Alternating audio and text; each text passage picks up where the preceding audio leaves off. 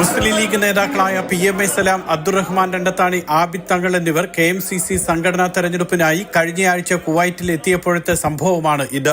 ഈ കയ്യാങ്കളിക്ക് നേതൃത്വം നൽകിയതിനാണ് KMCC സംസ്ഥാന ജനറൽ സെക്രട്ടറി ഷറഫുദ്ദീൻ കണ്ണേത്ത്, മുഹമ്മദ് അസ്ലം, ഷാഫി കൊല്ലം, നിഷാൻ അബ്ദുള്ള തുടങ്ങിയവർക്കെതിരായ അച്ചടക്ക നടപടി. ലീഗിന്റെയും KMCCയുടെയും പ്രാഥമിക അംഗത്വത്തിൽ നിന്നും മറ്റ് സ്ഥാനങ്ങളിൽ നിന്നും ഇവരെ സസ്പെൻഡ് ചെയ്തതായി മുസ്ലിം ലീഗ് സംസ്ഥാന നേതൃത്വം അറിയിച്ചു.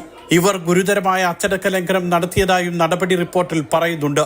ഇങ്ങനെയുള്ള നികൃഷ്ട ജീവിയുടെ ഈ പ്രസ്ഥാനത്തിന് ഉണ്ടായത് തന്നെയാണ് കുവൈറ്റ് KMCCയുടെ ഇത്രയും നാളത്തെ അധംപതനത്തിന് കാരണം. അതിന്റെ തുടക്കം എന്നുള്ളതിൽ അവന്റെ ഈ വൃത്തികെട്ട ഫോട്ടോ ബഹുമാനപ്പെട്ട സാഹിബൊക്കെ ഉണ്ടായത് കൊണ്ട് അത് എണ്ണു പൊളിക്കുന്നില്ല. അതുകൊണ്ടുള്ള റെസ്പെക്ടോടെ മാത്രം അത് ഊരിയെടുത്തുകൊണ്ട് KMCC ഓഫീസിൽ ഇനി അങ്ങനെ ഒരു ഫോട്ടോ അവന് വേണ്ട എന്നാണ് നമ്മുടെ ഓരോരുത്തരുടെയും ഓരോ KMCC മെമ്പർമാർക്കും വേണ്ടി.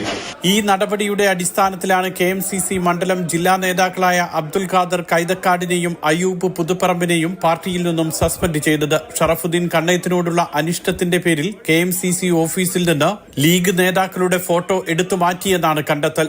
പ്രസിഡന്റ് നാസർ തങ്ങളെ പിന്തുണയ്ക്കുന്നവരാണ് ഇരുവരും.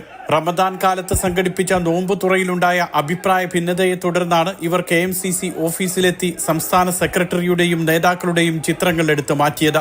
അച്ചടക്ക നടപടിയോടെ ഇരുപക്ഷവും അടങ്ങുമെന്നാണ് മുസ്ലിം ലീഗ് നേതൃത്വത്തിന്റെ പ്രതീക്ഷ. Mathrubhumi news, Kuwait.